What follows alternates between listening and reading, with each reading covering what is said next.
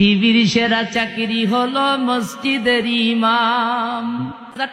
বেতন দিয়ে ব্যবসায় ভরে, হুজুর থাকলি থাও না থাকলি না থাও, তোমার মতো হুজুরির কি দেশে অভাব আছে? জন্মিলে ইমাম, মরলে ইমাম, বিয়েতে ইমাম। লাগে না লাগে না? কথা বলেন না কেন? পৃথিবীর সেরা চাকরিজীবী মসজিদের ইমাম। জন্মিলে ইমাম, মরলে ইমাম, বিয়েতে ইমাম। ইমামকে কেউ করি না ভাই সঠিক মূল্যায়ন। আজও বাড়েনি, বাড়বে কবে ইমামদের বেতন? আজও বাড়েনি, বাড়বে কবে ইমামদের বেতন? মার্বেল পাথরে উঠল গড়ে মসজিদের গড়ন। আজও বাড়েনি, বাড়বে কবে ইমামদের বেতন? কথা জোরে কর।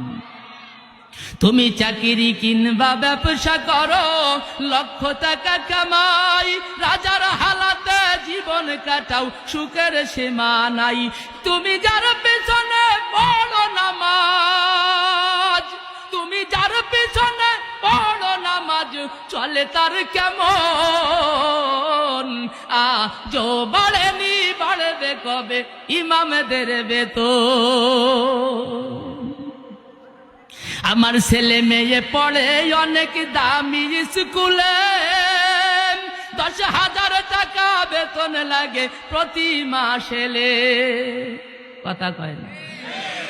আমার ছেলে মেয়ে পড়ে অনেক দামি স্কুলে, 10,000 টাকা বেতন লাগে প্রতি মাসে।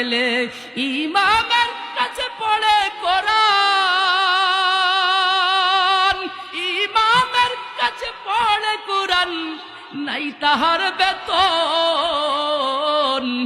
আজও বাড়েনি, বাড়বে কবে ইমামদের বেতন?